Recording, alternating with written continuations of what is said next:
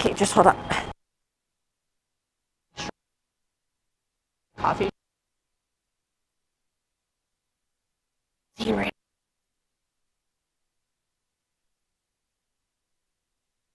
With me, actually doing.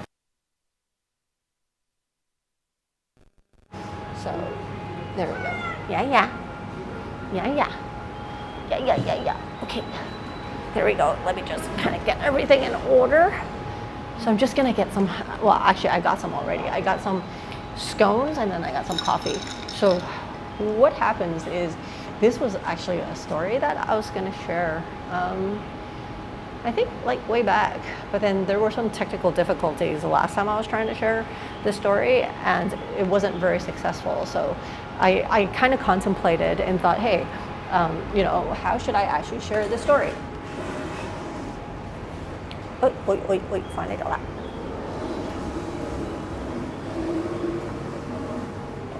And then I thought to myself, right, okay, maybe I'll do like a live stream. I think that'll probably make more sense. Hey, Professor Cortex.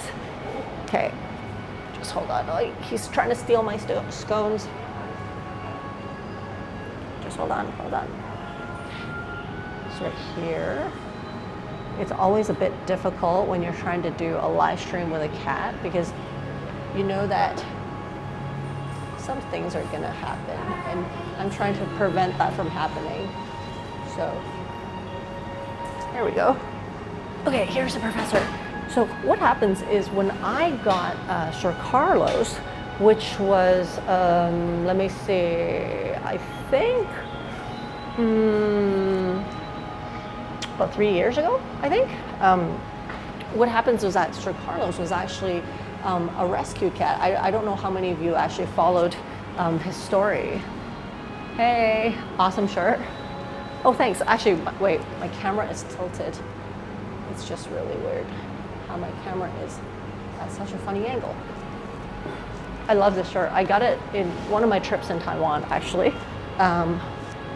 So what happens is that when I adopted Sir Carlos, he was actually found. So Sir Carlos is my black cat.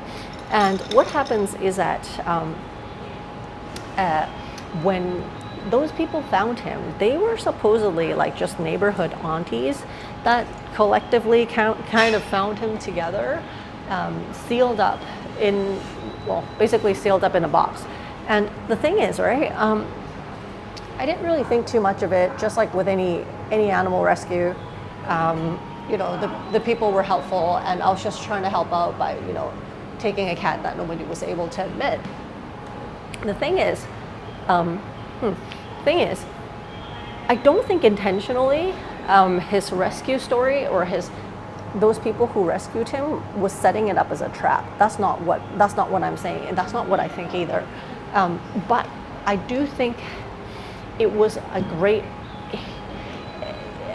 how to say, my situation was a great opportunity for one of the people that actually found Sir Carlos to take advantage. So let me kind of elaborate, right? So I don't know how many of you guys and girls are animal rescuers, that sometimes you just get calls every now and then, and somebody said, hey, you know, I found a cat, I found a dog somewhere. Hey, Kyle, nobody else in the shop? Looks like I know I own the place. I do, because there's nobody else here right now.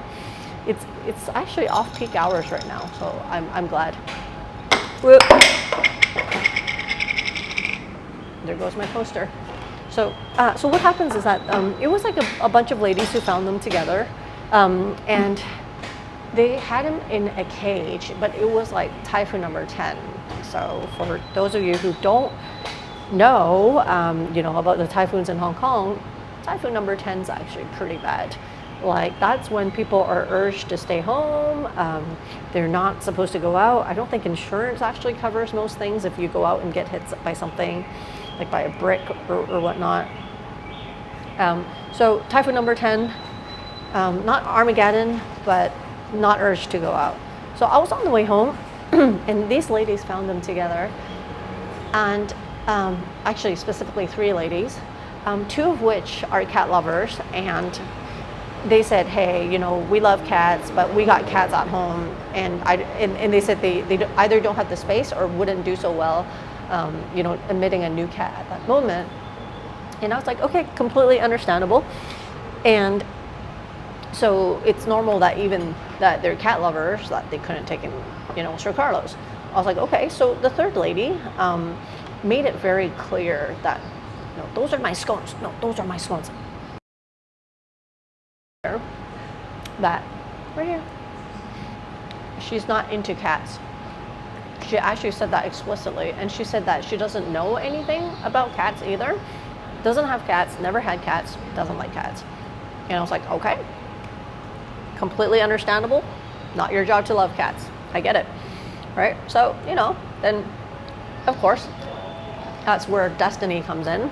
And I was like, okay, then I guess I'm taking in Sir Carlos. Oh, this scone is so good. It's Earl Grey, and it's served with like jam and cream, like it should be. Okay, anyway, so, no, not for you, that. Mr. Carlos is trying to get into my food.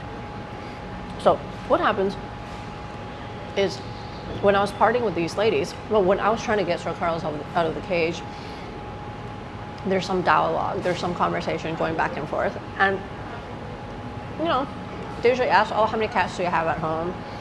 And at that time, I had 5. So Sir Carlos is my 6th. And they're like, oh. They're like, that's quite a lot of cats. Or is your family okay with it?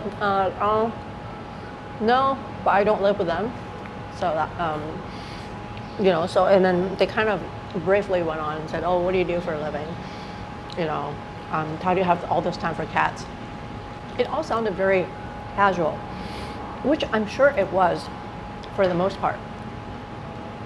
Because some of these questions are questions that I would ask if I'm looking for like a like a foster / adopter. So didn't think anything of that. No.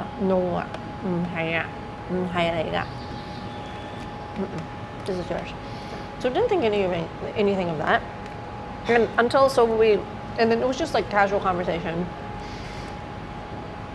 After we exchanged phone numbers, they said, hey, let's open a WhatsApp group. And I'm like, okay, yeah, sure, why not?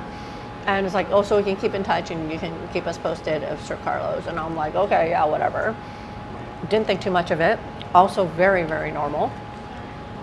Because even like for me, when I have like new fosters or new adopters, of course, like I'm gonna get their number, or if it was like a collective thing, then open a group, right? You know, people want to hear back from you about, you know, some updates or any help that you might need. So completely normal.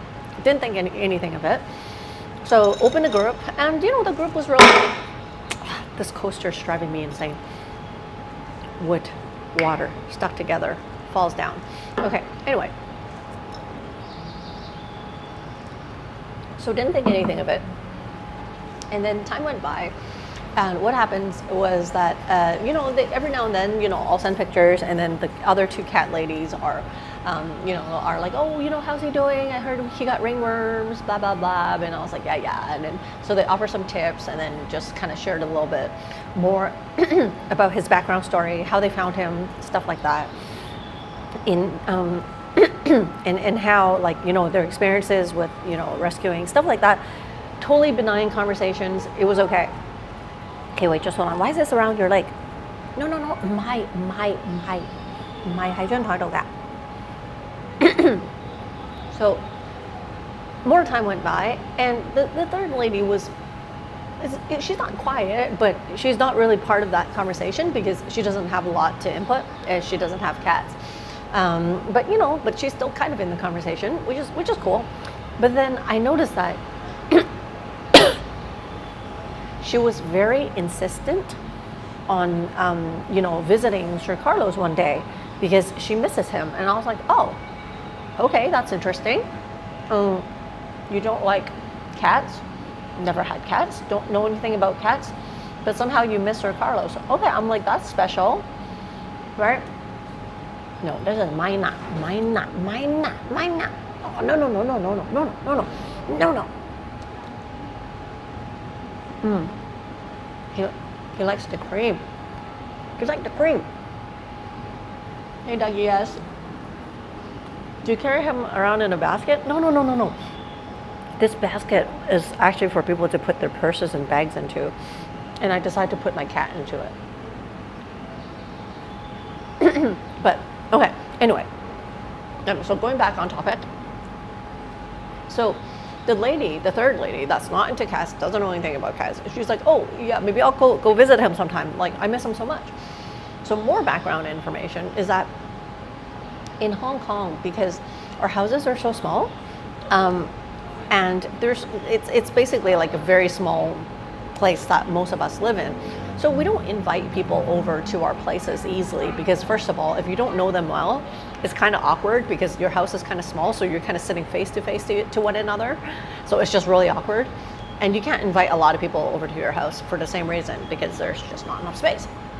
So it's not really the culture in Hong Kong to invite a big bunch of people over.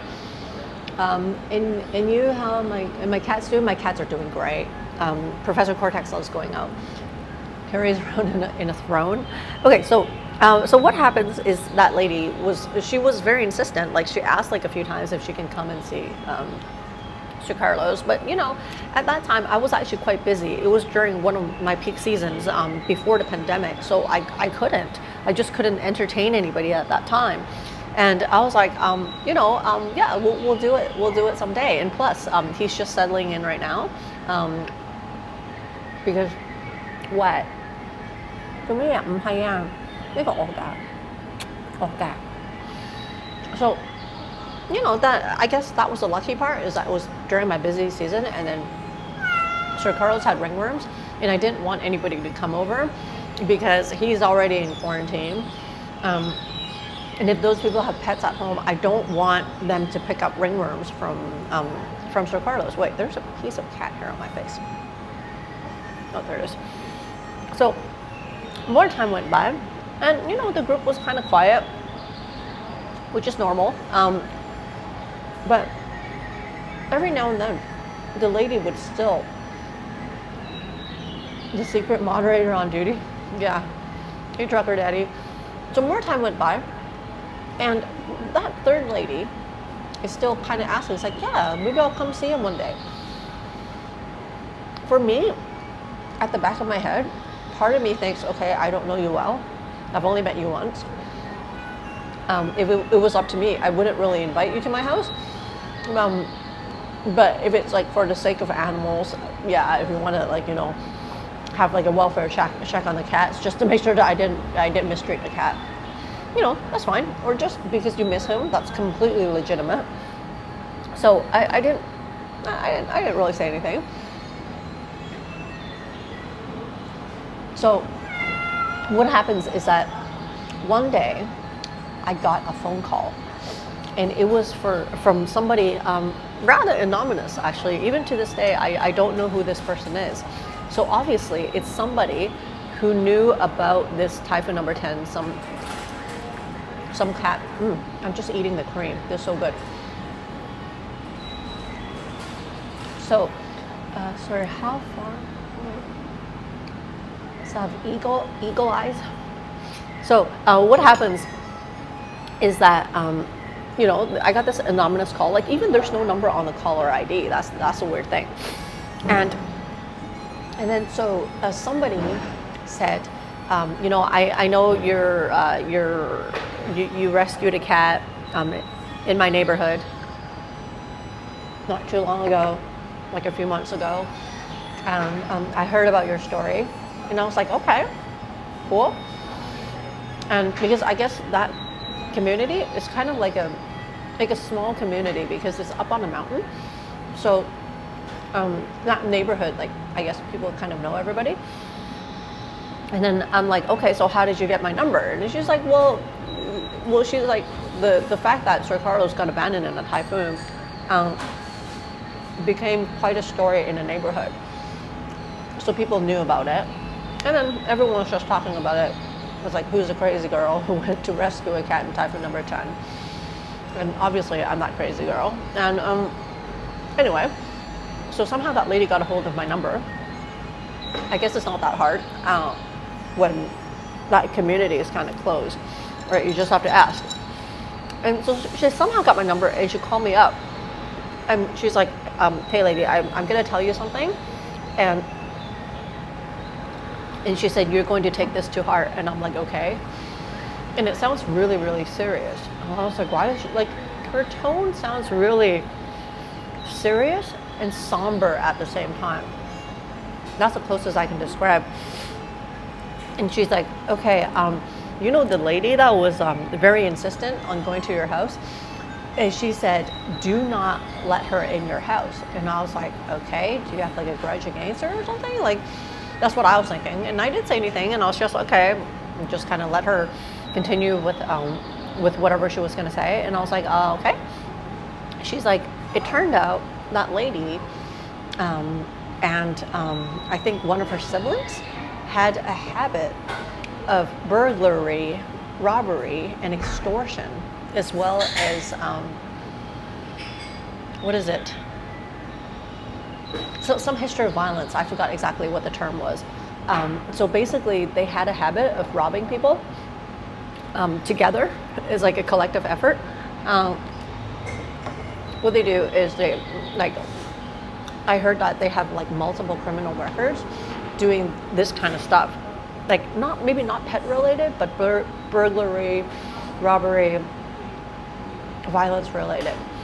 And so the lady's like, I can't tell you too much, and I can't tell you how I know, but I'm just telling you, for the sake of you and your cats, do not let this person inside your house.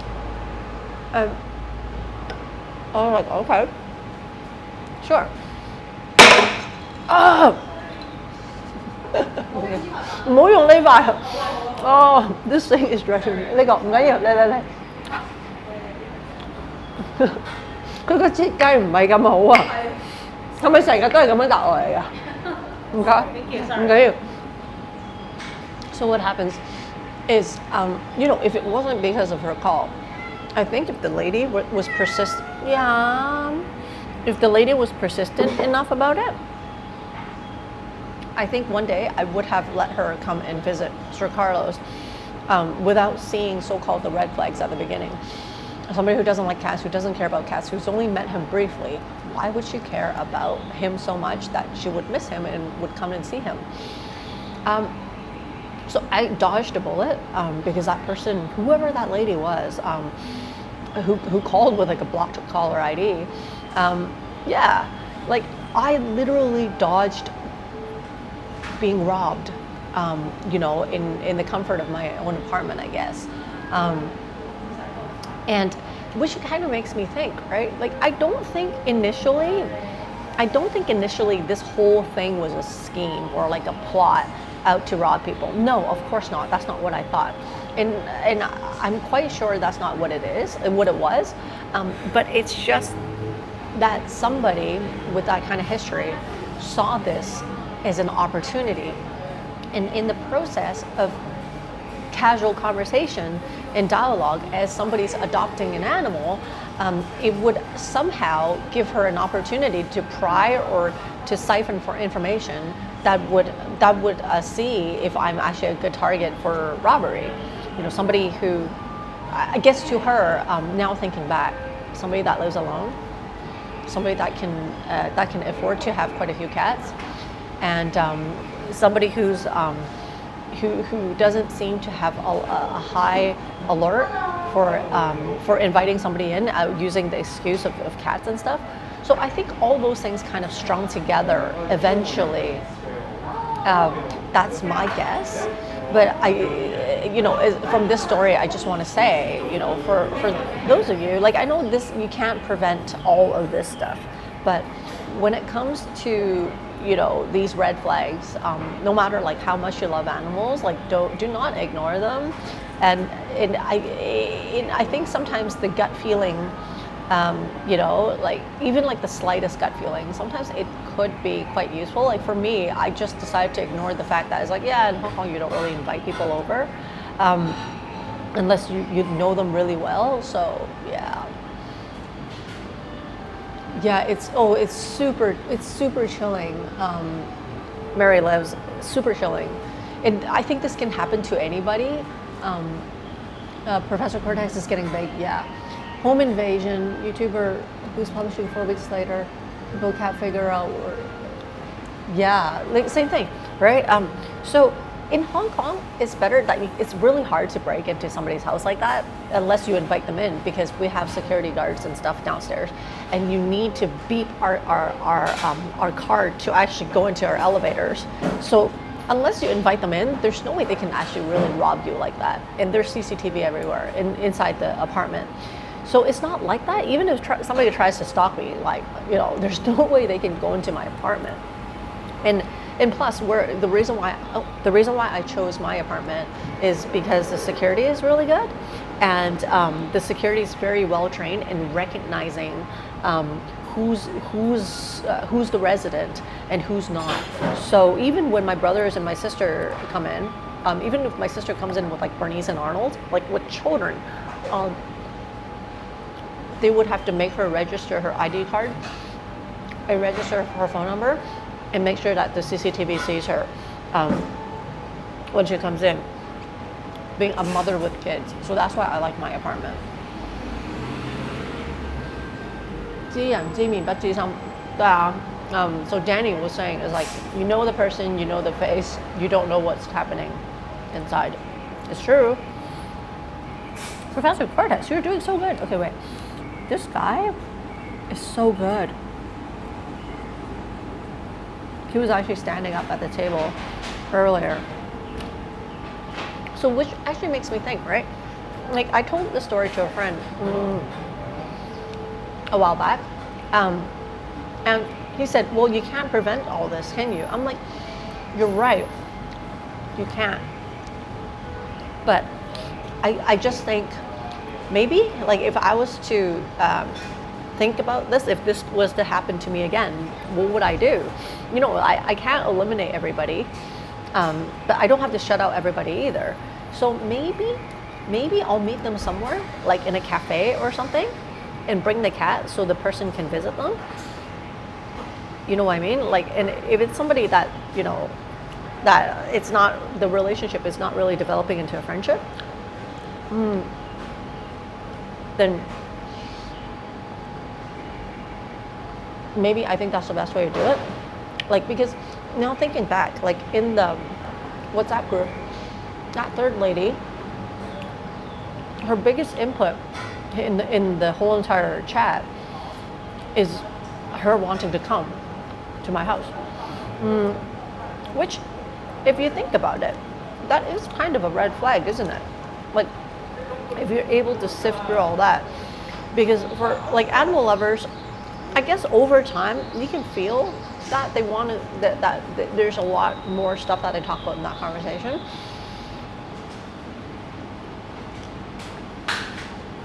Hide the police in my home, invite the criminal over, surprise. Actually, you know what? I think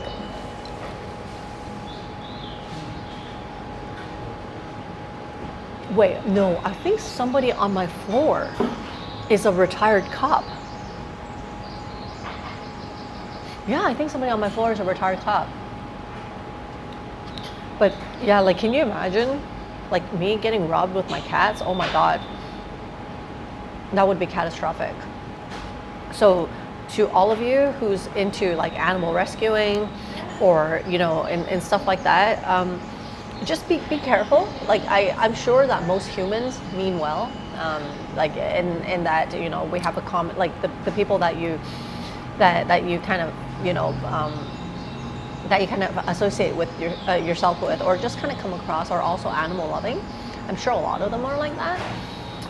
But yeah, unfortunately, there's always a few percent of those people that just F's it up for everybody else, all right?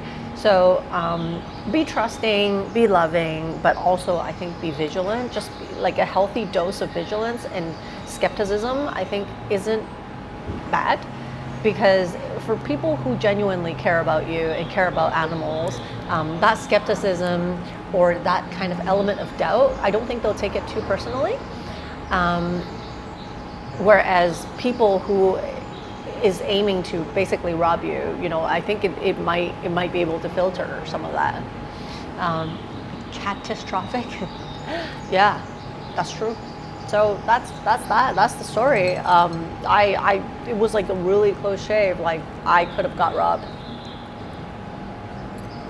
because of Sir Carlos. Well, not because of him, but because of the process of adopting him. But do you have any similar stories that are like that, where like, not necessarily from adoption, but just people kind of using animals as an excuse to kind of just get us, like, because if you think about it, people who like animals are like, or especially like into rescue, I think there's an element of us that's very compassionate and empathetic. And I think having that characteristic, I'm not saying that only people who rescue and adopt has that, but I'm just saying people who rescue, adopt, I'm sure there's an element of sympathy, empathy, and being compassionate in these people. Like that's why they adopt and rescue. But I think because we have that characteristic, it makes us a bit more susceptible and a bit more vulnerable to people who wouldn't hesitate to hurt you just so that they can gain something, right? Like the white man with cute puppies to lure children. Lizera, where's the white van with cute puppies? Wait, the puppies don't exist, right? It's kind of like the boogeyman trying to get kids. Good morning, lesson to cat rescuers for everyone. I think so. Not just cat, just I think animal loving people, or even or even like children loving people. I think it's the same thing. I heard there's actually scams here in Asia. So Professor Cortex is right here. So there's scams in Asia where a grandma, I think it happened in China. Don't quote me on it, but I think it's in China. A grandma would rent a child, like, yeah, in China you can rent a child for the purposes of bagging, for the purposes of decoy, whatever. So a grandma would rent a child, somebody else's child, hop on a bus, go on a train, and just strike up conversations with moms who have maybe other kids or other belongings. And then they would engage in such casual conversation as well. So, for example, they'll be like, oh, your kid is so cute. It's like, oh, it looks like the same age as my grandson. It's like, oh, how old is he? And then, the moms would have their guards down because it's a grandma that also has a child that's probably the similar age. Like, I mean, who's going to be defensive against grandma that's holding, a kid that has a kid on her lap? I think most of us would have our guards down, right? So that combination is definitely, robbery, master, winning combination. So, yeah, I know. Yeah, you can actually rent cats and dogs in China too.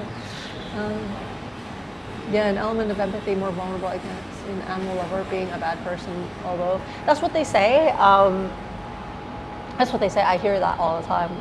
But okay, wait, before I forget. So what happens is that this girl, oh yeah, you want some? I have a feeling he wants some of the cream. Okay, I'll just give you a little dot. Just a little dot. Little dot. Little dot.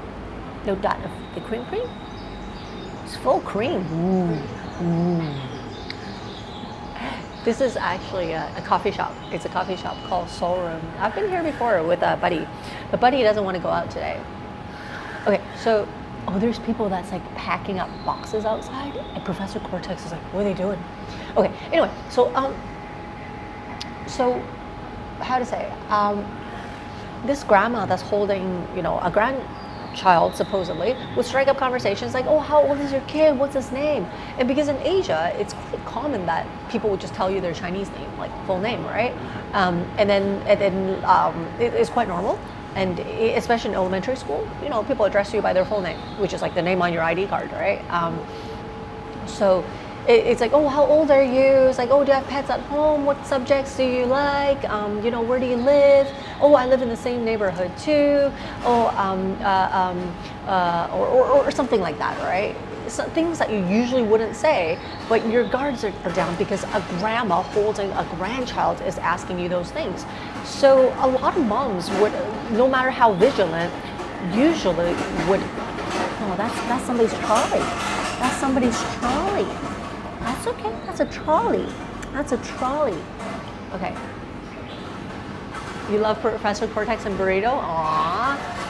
Okay, I'm a sucker when SPCA calls with more kittens. I've learned to give them, have a role in the process. Their heart bleeds all the time. Well, or donate, you know, or just kind of, you know, help. Yeah, or be a volunteer. Okay, so if you think about that, the grandma that's asking these questions, it's, you know, even for me, like I'm not into children, but if a grandma next to me is striking up a conversation with me, holding her grandson, I would have my guards down as well. So what happens is that this grandma, this fake grandma, so what happens is that the fake grandma would collect all this information about the child and the family in a bus ride or whatever, and when the doors open at whatever stop she's about to get off, she would grab the child, the child from the mom that she was talking to, and say, "This is my child," and then it's basically a child abduction.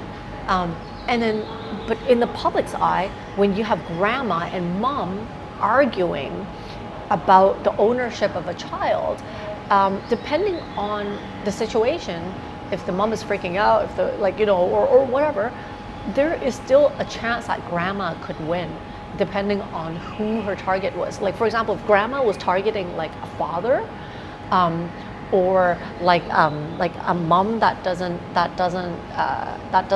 how to say, that doesn't put up a fight well, there is still a chance that she can win because she knows all these things about your kid. When the public is watching, grandma's probably going to break down in tears and say, "Oh my God!" And it's like, "Oh, this is like, this is my grandchild. How could someone do this to me?" It's like, "These two are brothers." It's like, "This woman right here just took my child out of nowhere. I'm not going to let her do this." And you know, and then you have people that's like watching. They don't know you. They don't know her. The fact that you can say so much about them. People probably wouldn't think too much of it. Oh. Yeah. Motorcycle sounds. It's not used. Oh, you're not used to motor. Okay. Do you want to get back into a comfy spot? Comfy spot? Yeah. Okay. Sorry, that was a motorcycle sound. That's okay. That's okay. So this is why, sidetrack. This is why it's very important to have a secure harness on your cat when you take them out, because you never know what kind of sounds actually set them off. Just like now, the trolley, the motorcycle, like he could actually just jump like that. So if you didn't have a harness, they could be,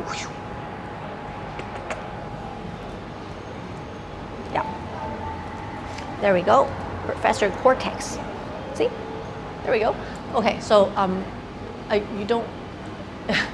Yeah, so if you think about it, so if the target was, say, a father, right, or like a teenager that's babysitting a brother, it is very likely that grandma, that fake grandma, will win, because people are not going to help, right? If anything, the public is going to think that grandma got bullied, and they will actually make way for her to actually, you know, walk out with your child or your brother or your son, whoever, right?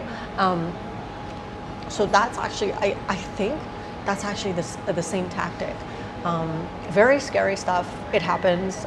I've heard of that here in Asia since like a few years back. What else? It's the same when people use animals to scam, right? So they would post these pictures that they find elsewhere of like really injured animals, and they would start like GoFundMes or not Kickstarters, but like these funding campaigns. But when you reverse image search it, you know, it's like, that's like somebody else's cat. It's like, the heck? Keep your kitty at home, outdoor, okay, loud cars. Yeah, So for me, for Professor Cortex, 99% of the time he really enjoys the stimulation and from going outside, seeing people. But that's the thing, like sometimes you just have sudden noises that he's never heard of. Then I have to be prepared for that. That's why harness always attached to my arm. I'm not gonna leave him unattended. That's just a no-go. Yeah, Professor Cortex. Yeah, so that's my sharing for today. For all of you who's, I'm sure, like animal loving people who's or somebody who has an element of being empathetic, sympathetic, compassionate, or if you know somebody who's like that, do share their story, because I think what would really suck is if they got scammed, they got robbed, or just being taken advantage of just like that, right? So that's my sharing for today. Stealing content from others. Okay, yeah. Okay, stealing content, yeah. And some of them actually, like, you know, they steal content from other animals being sick and stuff, and then they string it into a story if it's there, as if it's theirs. That sucks. How long do you take them out? Have they needed to go to the bathroom? Usually they don't go out for too long. I usually take them out for probably like an hour or two, and usually I'll wait until they use the bathroom, at least number one, or yeah, at least that they've peed, and then I'll take them out. So taking them out, there's some prep.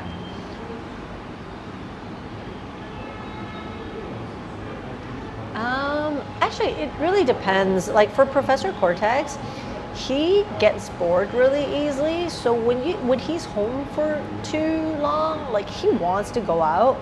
Like unlike my other cats, yeah. So it really depends on the cat. Like some cats, I'll never force them to go out. Like Ding Ding. Sparta cat, I'll never force him to go out. Mui Mui doesn't really enjoy going out. If she enjoys it one day, I mean, I do it. But, okay, just hold on. Here. Do you want to go in your bag? Do you want to go in your comfort bag? Yeah, feeling secure. Okay, wait, let me just grab my phone. So it really depends on the cat. So that's why for me, like despite the fact that if you've been following my channel, you know that I have 10 cats. I don't take them all.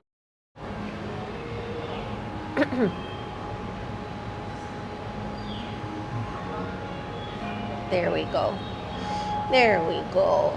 Okay, everyone, I'm gonna take off now because I'm gonna bring him back. I have to go back and do some stuff. So yeah, that's that. Okay, everyone, stay safe. You know, share the story with people that you know if you find that it might help somebody. Yeah, that's about it. I'm gonna log off for today. Thanks for coming in, everyone. Wendy just came out of quarantine, by the way. I'm supposed to meet her later on this week. Laters.